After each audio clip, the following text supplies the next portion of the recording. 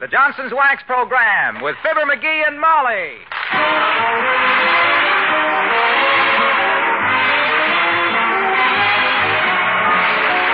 The makers of Johnson's Wax products for home and industry present Fibber, McGee, and Molly with Bill Thompson, Gail Gordon, Arthur Q. Bryan, and me, Harlow Wilcox. The script is by Don Quinn and Phil Leslie. Music by the King's Men and Billy Mills Orchestra.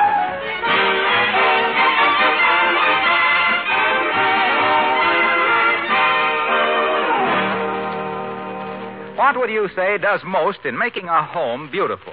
Well, for my money, nothing adds so much beauty as shining wax-polished floors. Floors polished regularly with genuine Johnson's wax have such a lovely, mellow appearance. They're so smooth and lustrous, and they set off your furnishings to such charming advantage. Of course, gleaming wax-polished floors are easy to have. Just apply a little Johnson's paste or liquid wax, buff, and right away your floors, too, will have that rich wax luster all the world admires. They will also be well protected against wear and scuff marks, and they'll be so easy to keep shining clean. Besides floors, Johnson's Wax adds a bright, glowing sparkle to furniture and woodwork, not to mention 100 household accessories. In fact, use of genuine Johnson's Wax is a method of housekeeping, protective housekeeping to take the place of constant soap and water scrubbing. Try it, won't you? Johnson's paste or liquid wax to bring out the beauty of the home. Look on the bright side, shine up the right side, bring out the beauty of the home.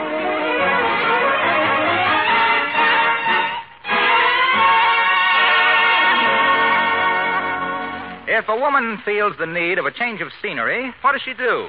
Well, if she's loaded with folding money and looks chic in ski pants, she may go up to Sun Valley or dash over to the Swiss Alps. Or if she's on a short budget, she may just dash down to the Bon Ton department store in Wistful Vista and buy a new bread box with matching canisters. Like Mrs. McGee of Fibber, McGee, and Molly.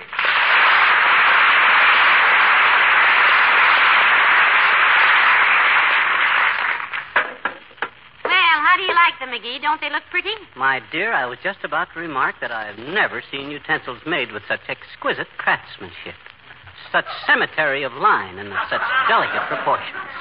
The finish is superb, and the color is simply breathtaking. Then you're really pleased with them? I certainly am. What are they? What are they? Why, heavenly days, it's a bread box and some matching canisters. Huh? My goodness, can't you read the printing on them? Oh, wait till I turn them around. There. Oh. Bread, flour, sugar, and tea. Ah, very nice. That's a pretty shade of pink, all right. What do they call it? Pink? Yes, the sales girl said it was the latest shade. Spanked baby pink. Spanked baby pink. That's very descriptive. They certainly think up some fancy new colors these days. The only thing is, I'd see... Oh, what's the matter with me? It don't really matter. What, McGee? What? What's wrong with them? Well, maybe it's just because I'm so sensitive to my surroundings. Maybe it's because I got such a delicate sense of color harmony. But don't you think these spanked baby pink canisters kind of clash with our kitchen? Well, if you hadn't mentioned it, I never would have noticed. But it does make the kitchen look sort of dingy by contrast, doesn't it? Yeah. Shall I take them back and change them? No, I got a better idea. Paint the kitchen to match the new bread box. Well, if you think we can find a painter who can match this color... What do you mean, find one? Who do you think got B+ all through grade school for painting the best daffodils? Who once had the maple leaf he colored and cut out of cardboard pinned up in front of the whole 5th grade? Who was it that was always chose to draw a turkey in colored chalk on the blackboard the week before Thanksgiving? Who was it? I give up. Me. It was? You said it. Look, I'll trot down to the hardware store and get a batch of paints and brushes and linseed oil and turpentine, and I'll have this kitchen redecorated before you can say, oh, no, not that. Now, look, sweetheart, maybe we better get a professional painter to do it. Fred Banks could do this. Fred Banks. My gosh, I can mix up a batch of spanked baby pink that'll match this spanked baby... Come in. Oh, hello there, Mr. Oldtimer. Hi, Oldtimer. Hello there, kids. What's new? This bread box. This bread box and these canisters. Well, now, ain't they pretty? What color is that, kids? That's what they call spanked baby pink, Oldtimer. I'm going to paint the kitchen that color to match the new bread box. Stick around and watch me. Johnny, if I hadn't have read Tom Sawyer years ago, you might have hooked me on that. Besides, I can't stay around people that are working with paint. I'm allergic. Allergic to paint? Nope, to work.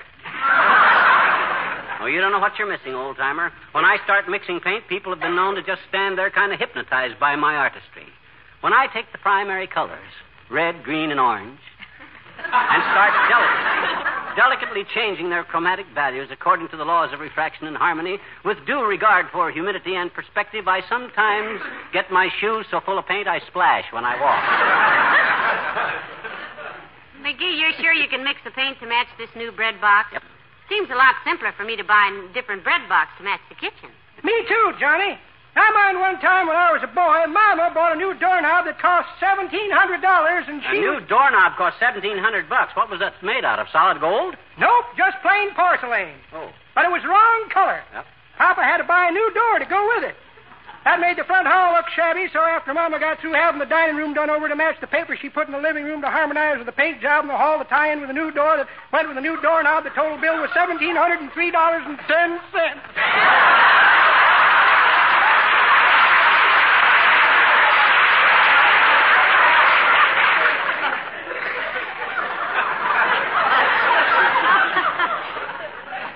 What was the $3.10 for? New pane of glass in the living room, daughter. When Papa seen the bill for it, he give a kind of a low moan and jumped clean through the window. Well, there's nothing like staying a jump ahead of your bill. That's pretty good, daughter, but that ain't the way I heard it. Well, I heard it. One feller says, the t'other feller he says, I see where the movies are going to do the life of Al Jolson.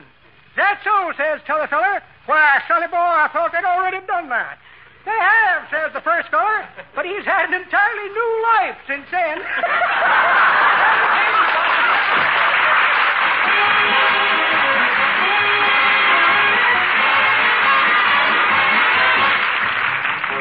Billy Mills with the orchestra and Stanley Steamer.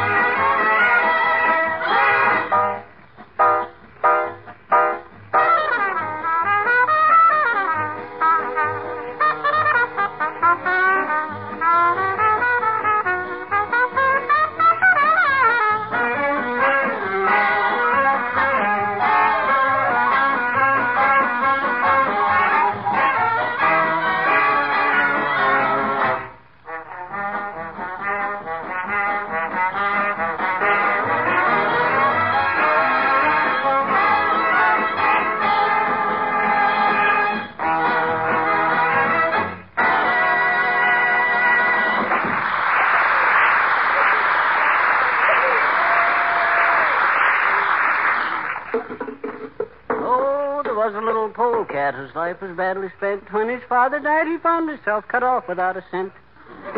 Oh, the monkey and the How you coming along, McGee? You got the color mixed yet? No, just about. It's still a little red, but a dash of this white will tone her down. Watch this. Say, how do you know what proportions to use? I go by the gloves.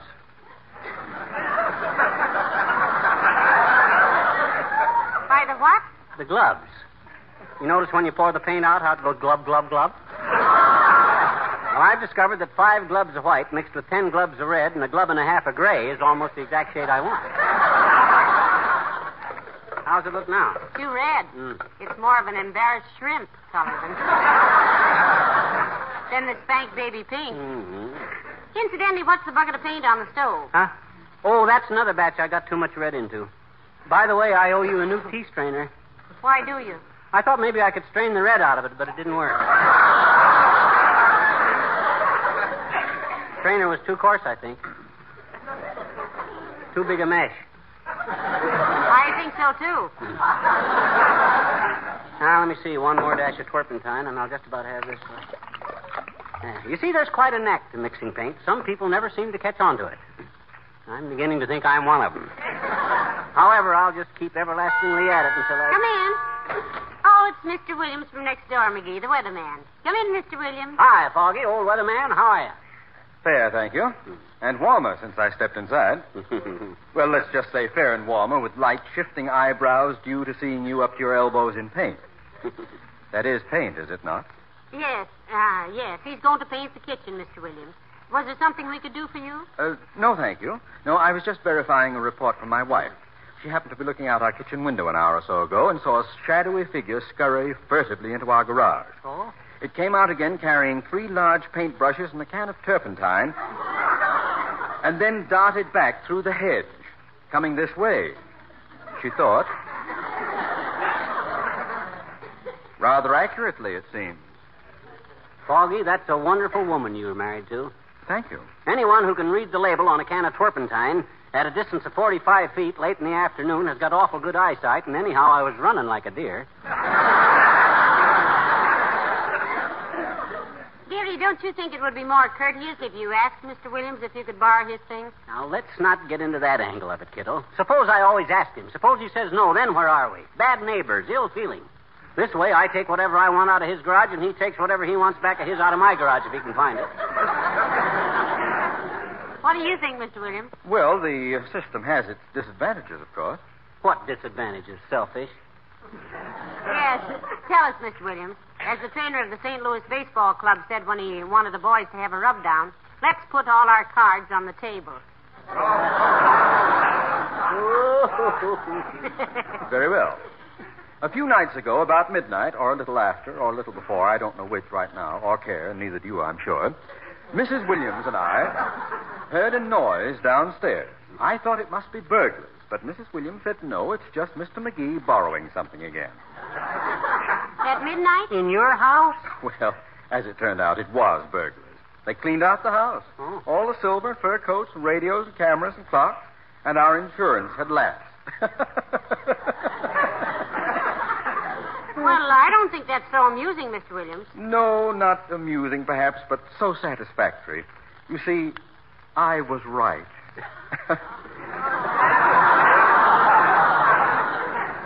Not being a weatherman, you can't know what that meant to me, Mr. Well, I must get home and feed my groundhog. Good day. Probably. So long, Foggy.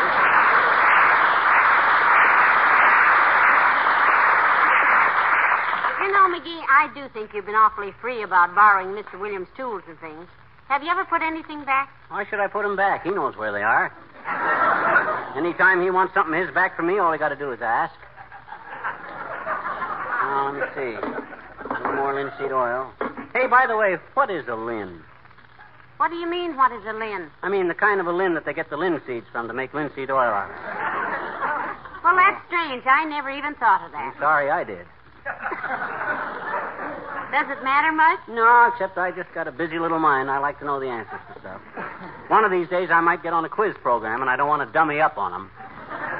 I know one question they might ask, which might be embarrassing. What's that? Why, when you stir the paint, do you stand with your left foot in one of the other buckets? Huh?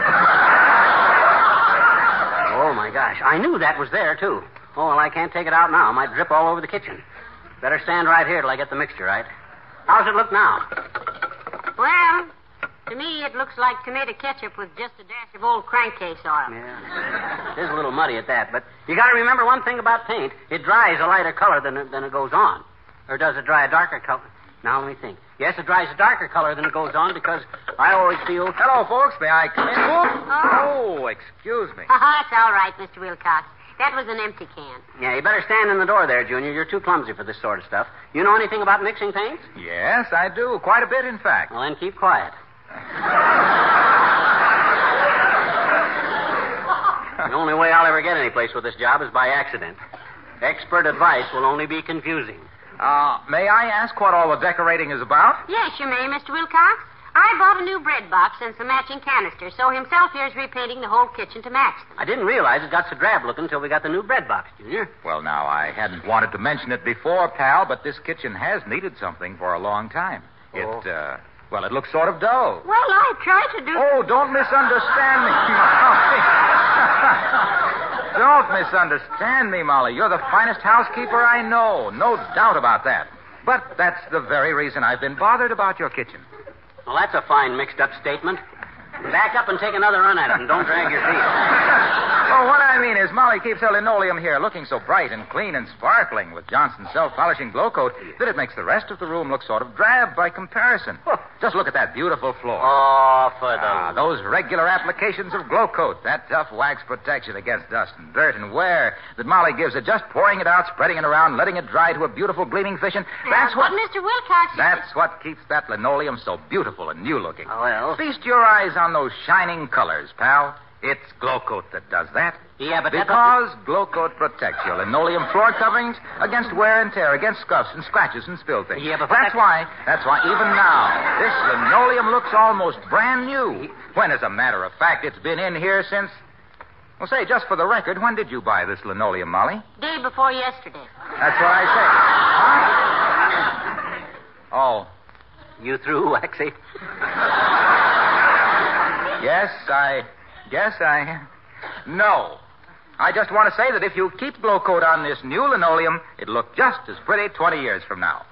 And may I say one more word? Say it. Goodbye.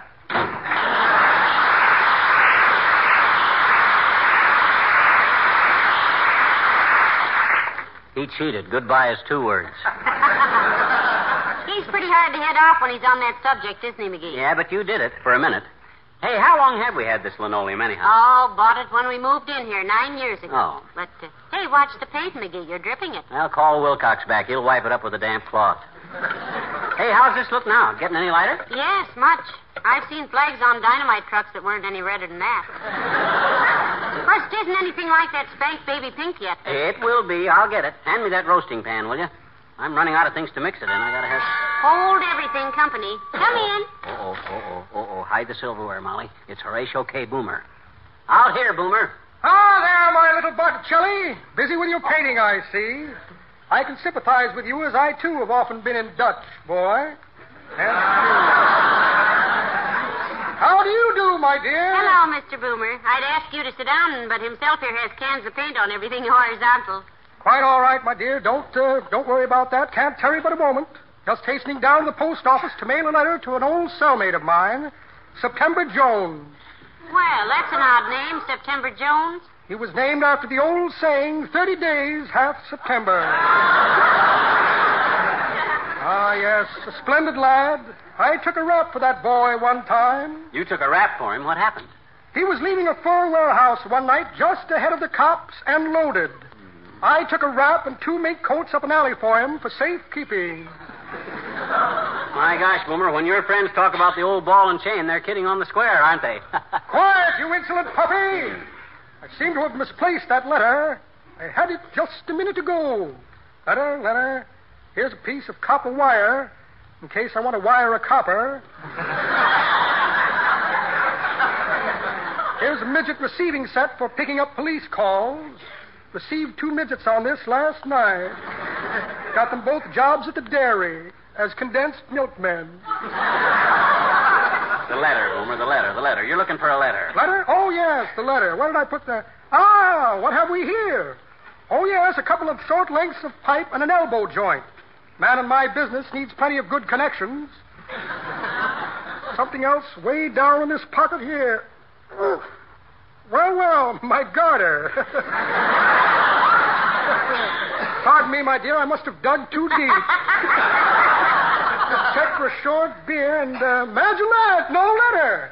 Now, if you'll pardon my hasty departure, I must see the president of the Pawn Shop Owners Association about a series of parties they're giving this winter. 3 balls, I believe. Pip, pip, paint puss, toodaloo, toodle.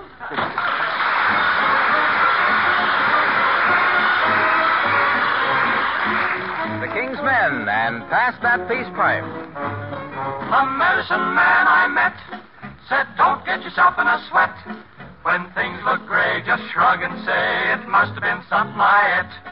And furthermore, when you get sore, here's something you should forget. If your temper's getting a top hand, all you gotta do is just stop and pass that peace pipe and bury that hatchet like the Choctaws, Chickasaws, Chattanooga, Chippewas, Cho-Chos, Changos, Chattanooga, Chingaros do.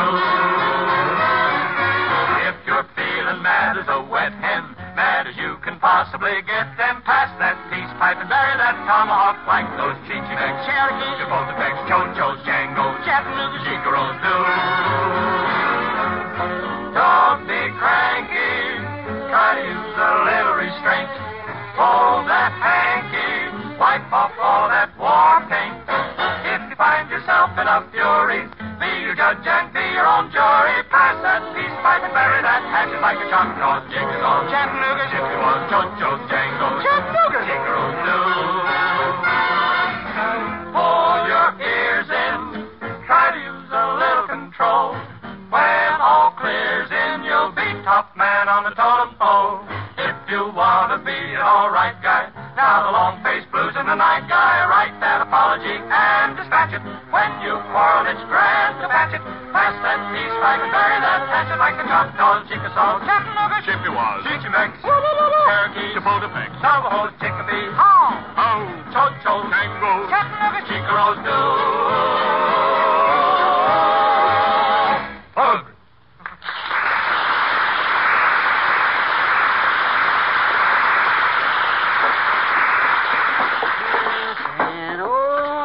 A painter's daughter, and he gave her quite a rush. But when I popped the question, that's when I got the brush. Oh, the monkey and the coconut. Hey, Molly, how does this color look? Well, I can't tell from looking at it in the bucket, dearie. Paint a dab of it on something, and maybe I can tell. I already did. Look at my left cheek from my nose to my elbow. That's this color. It's splashed a little bit. Well, I still think it's too red, Mickey. Remember now, this is just a kitchen, not a fire station. Yeah, that red sure takes a lot of toning down. I think maybe what I better do is start with a bucket of white paint and start adding red to it. Tone it up instead of down. See? I got a kind of a oyster blush pink here that I can't seem to get rid of. Come in. Oh, it's Dr. Gamble. Out here in the kitchen, Doctor. Well, hello, Molly.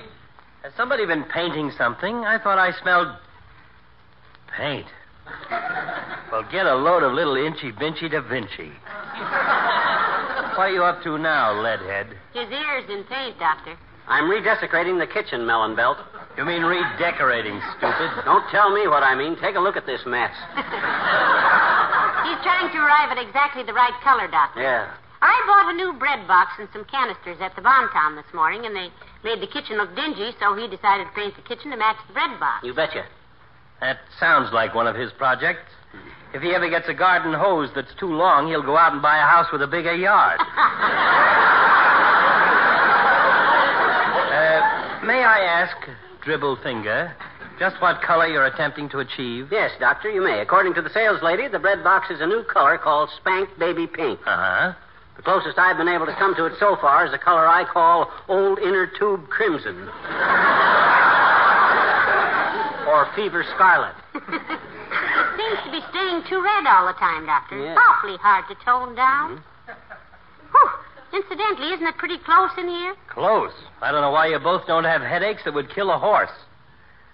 How do you feel, Percheron? Who, me? Well, I'm fit as a fiddle, Docky. If you're trying to drum up a $3 fee for handing me an aspirin tablet, you're barking up the wrong hypochondriac. How about you, Molly? Well, frankly, dearie, I'm a little woozy from the smell of paint. I think I'll go out for a little walk. Staying, Doctor? No, thank you. I couldn't stand it. As a physician, I couldn't bear the sight of so potential a case of painter's colic.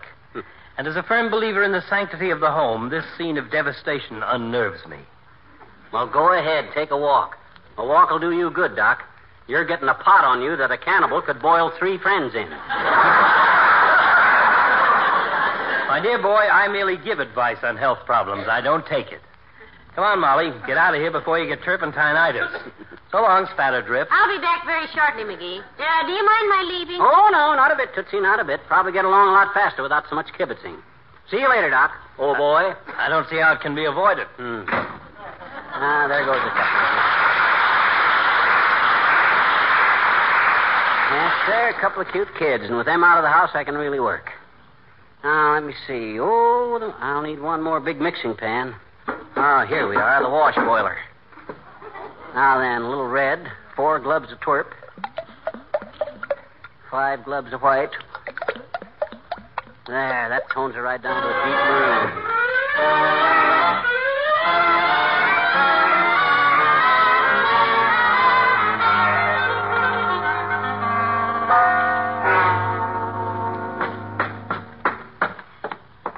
Oh, how I dread this first look. I hope he hasn't completely ruined my kitchen. Yoo-hoo, McGee. Where are you, McGee? I'm out here, kiddo. I'm painting the kitchen, remember? Just finishing up. Well? Sweetheart, I wouldn't have believed it. You've done it. Take a look at the walls and then take a look at the bread box. How's that for a perfect match? Oh, it's wonderful. It really is. How in the world did you ever get that exact shade? Well, it was simple when I figured it out, Tootsie. I just mixed all the paint I had together and got this shade of pink. Yep. Then I just simply painted the kitchen with it. Yes, but McGee... Then when I finished the kitchen, I took some of the same paint and painted the bread box and the canister sets. Careful, they're still wet.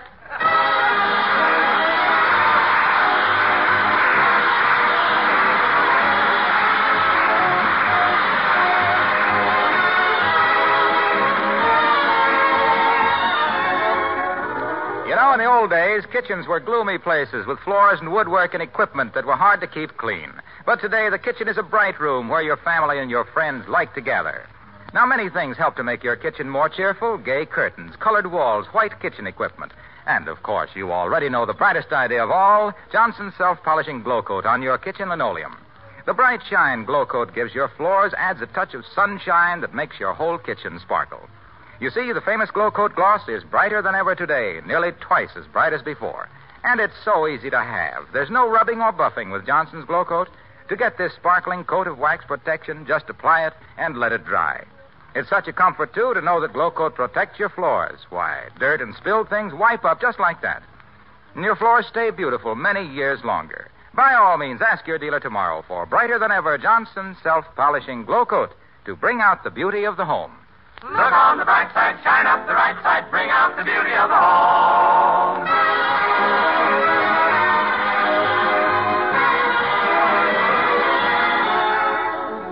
You know, McGee, I think you did a wonderful job on that kitchen, and so quick, too. Yeah. I'll bet a lot of people wonder how in the world you ever mixed the paint and painted a whole kitchen in just 29.5 minutes. A lot of people? Well, a few. You know, it's wonderful how you can do so much in such a short time on the radio. Well, you couldn't do it except for that one gadget. Which one? The condenser. Good night, all.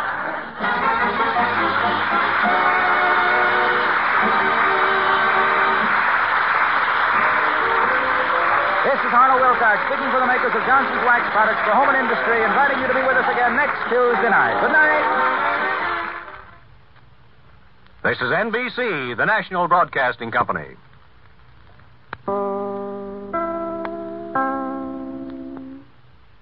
This is WMAQ NBC in Chicago.